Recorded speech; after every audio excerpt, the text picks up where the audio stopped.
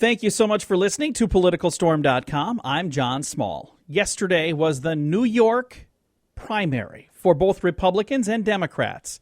Now, I did a podcast leading up to that and got quite a nice response from that. So thank you to everybody that reached out. It was a very fun podcast to do. And I stand by what I said, by the way. But here's the thing that's interesting.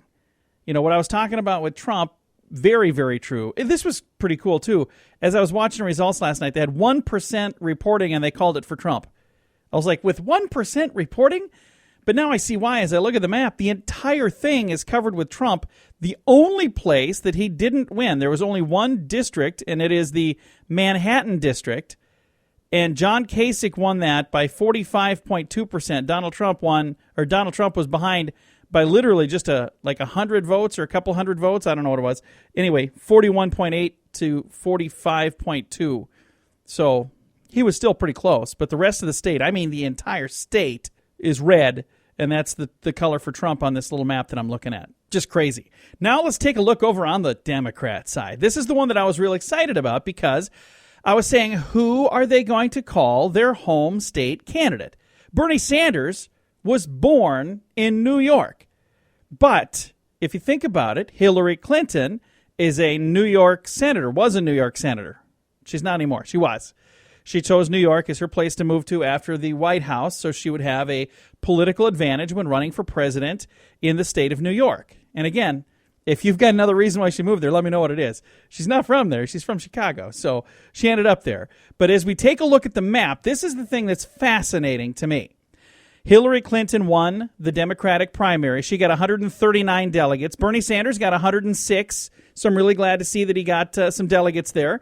58% Hillary, 42% Bernie. And New York counts officially as a win for Hillary. So Bernie had all these wins in a row, and this one kind of knocked him out of the race. But if you get a chance to look precinct by precinct, it is fascinating to me that the entire state of New York is green, and in this particular one, I'm looking at New York Times website, the green stands for Bernie Sanders, and the blue stands for Hillary Clinton.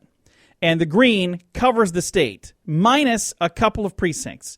Buffalo was a Hillary. Now, here's the thing, though. In Buffalo, she beat Bernie 50.4% to 49.6%. That was pretty darn close.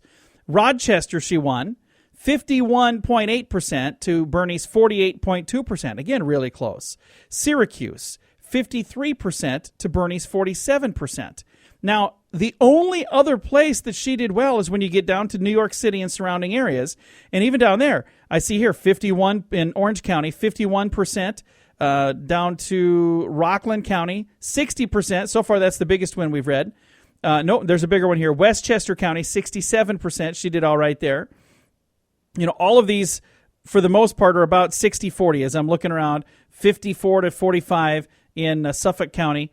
So, but here's the thing that's fascinating. Now let's start looking at some of the green counties. These are the ones where Bernie Sanders officially won these polling areas. 73% victory in Clinton County. Hillary Clinton only got 26% in Clinton County, New York. Only 26%. Again, Franklin County, 70% Bernie Sanders. Over here, St. Lawrence County, 58% Sanders. Essex County, 73% for Sanders. See, these are much bigger wins, but in much smaller places. But as you look at this map and you scroll around, I encourage you to do that. If you're really interested in this kind of thing, again, the numbers are fascinating. When I click around here and look, he had very big victories in very small places. She had little tiny wins, little tiny victories in very big places. But at the end of the day, Clinton took New York. So the answer to our question from our last podcast, whose home state is New York? Who's the home candidate? Well, clearly it's Clinton.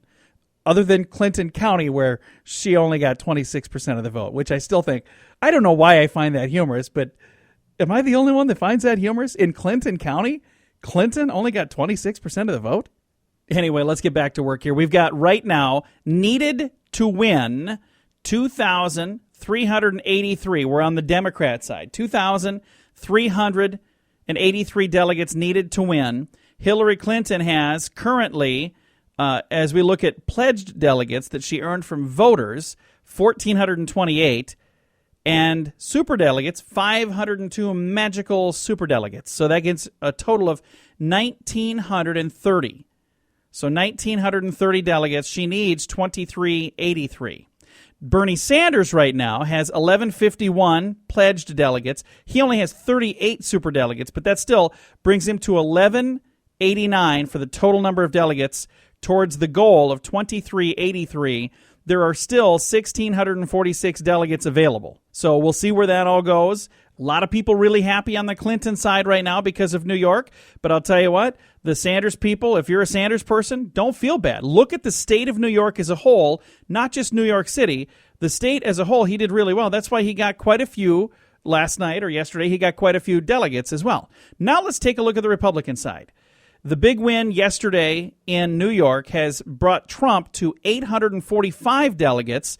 On the Republican side, you only need 1,237 delegates. Again, I know they're both called the same thing, primaries and the delegates, but it's two completely different worlds here. So 1,237 needed on the Republican side. Right now, there's 733 still available. Ted Cruz did awful yesterday. I mean, terrible yesterday in New York. He's only at 559 delegates right now, and his showing in New York yesterday was not good. So if you're a Cruz fan, yesterday was not a good day. Kasich did well only in really one county. In one county, he actually did okay. He beat in one precinct. Other than that, Trump swept the entire state. So right now, 845 delegates for Trump, 559 delegates for Cruz, and only 148 for Kasich. Kasich is officially out of this race. There's no way that you can possibly add up the 148 plus 733 and come up with enough delegates for him to win. I'm not sure why he's staying in, unless it's just to be a spoiler for one of the others. I know there are people that are saying, oh, it's going to be potentially a Cruz-Kasich ticket or, Trump-Kasich ticket. Here's the thing. If you want to have that VP spot, get out of the race so the guy can get more delegates.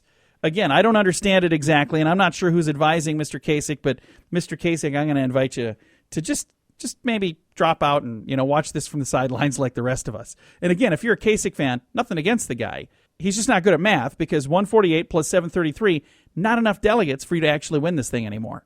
So again, big day yesterday for Donald Trump, and as the media would put it, big day yesterday for Hillary Clinton. But again, I'm also looking at reality here. Look at that map. Precinct by precinct, she only won like 6 precincts. The entire rest of the state was Sanders. So I think it was a big day for Sanders yesterday as well. And again, that's up to you to decide.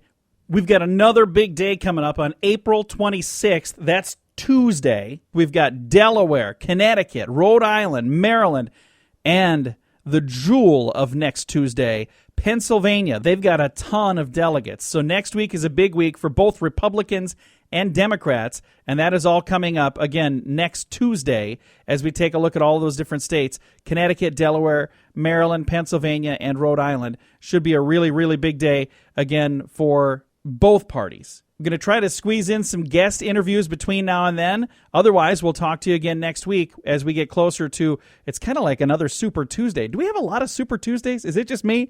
Anyone else notice we've had like 6 of those so far this year? It's been a crazy election, and thank you so much for getting your information right here at PoliticalStorm.com. Now, if you're just listening to the podcast and you haven't gone to the website yet, take a moment to go to the website, PoliticalStorm.com.